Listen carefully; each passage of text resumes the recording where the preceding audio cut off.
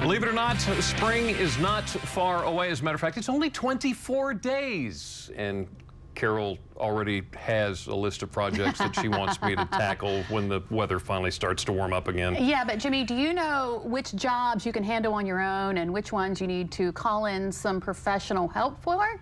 Well, today, our friends from Angie's List highlight a few common jobs almost anyone can take care of on their own.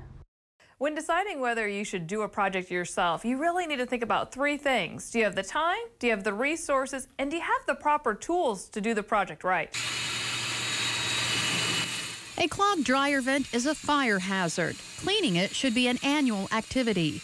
Disconnect the exhaust duct tube from the dryer and use your vacuum's long attachment or a hose brush to clean out the debris. Then find the vent outside and, if you can reach it, clean that out too. A really long vent may require a pro. A fresh coat of paint will spruce up any room, but do it right. Take the time to tape all your woodwork, then start your wall in the middle near the top. Roll it straight up and down despite what others may say. If you look on the YouTube videos, they'll tell you to do the W. You see that on home improvement shows too.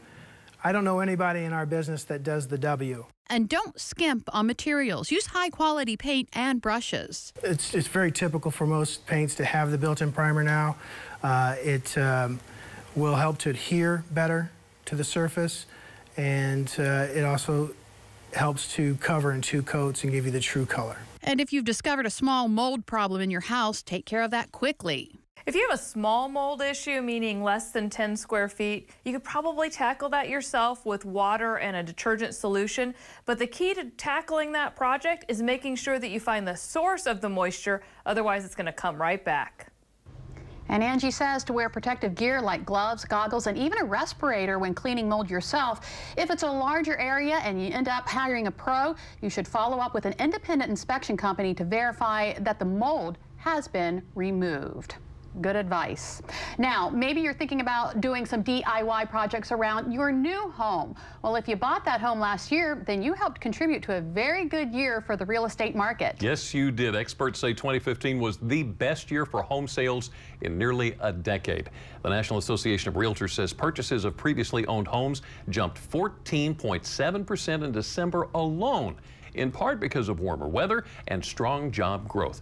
As for this year, the group predicts you need to keep an eye on interest rates and to buy before they go up.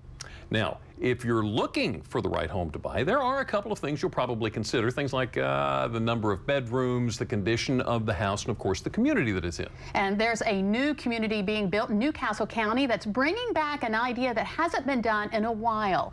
Delmarva Life's Sean Stryker explains. When was the last time you walked out your front door and down the street for a cup of coffee? It's not surprising if you can't remember.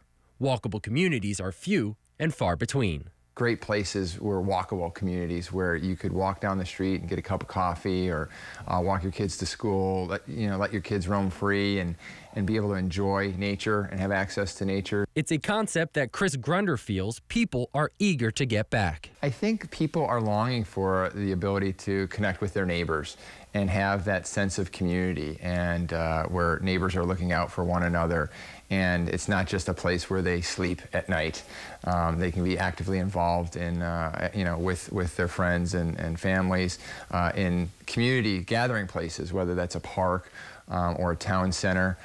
Those things are things that we're hearing, and the people that we're talking to are interested in bringing back again. A need that was recognized by the late Bob Bowling Jr.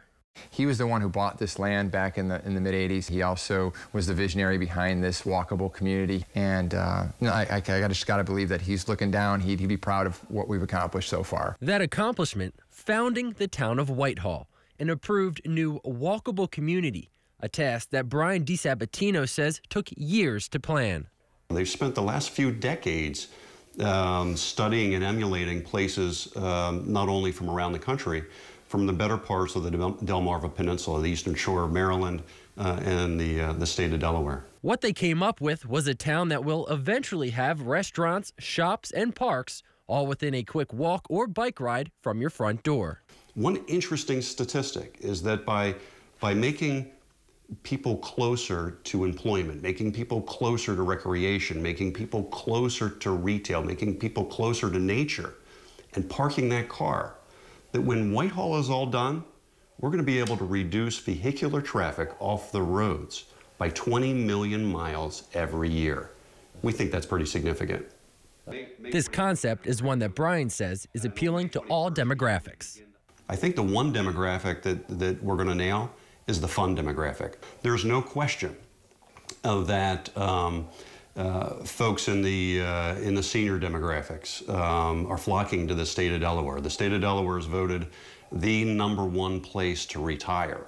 And this is going to capture the imaginations of those people, as well as families and young couples. And to fit the variety of households, there's a variety of houses. We have twin and townhomes that range from 3 to 4 bedrooms. They have a home that actually offers a master bedroom on the first floor. So if someone is looking for a lock it and leave it type lifestyle, very low maintenance, that is going to be a great opportunity for young couples, empty nesters, individuals. We also have single family homes, anything from a cottage, a bungalow style, single floor living, all the way up to estate homes. But Nancy Fleming, the director of sales and marketing of the town of Whitehall, says what is really impressive will be on the outside. Whitehall, by design, the front yards really are the 1,000 acres that the founders saw as a gem. This particular community offers something unique, which is ways to connect with others. So you have wide sidewalks, and we have beautiful parks that you can walk to out the front, helping to bring back a sense of community. I had that. You could ride your bike down the street to go get a slice of pizza, and you had the neighbors who would watch out for your kids, or maybe check on your parents if you needed them to do that. We've sort of lost that, and so I think there's a longing for people that they want that back. They miss that. Chris says they are currently working with the Appoquinimink School District to bring an elementary school to the town of Whitehall, which will allow kids the opportunity to walk to school. Walking to school. Walking to school. I remember when I used to do that. Yep, me too. I don't think I get that far now.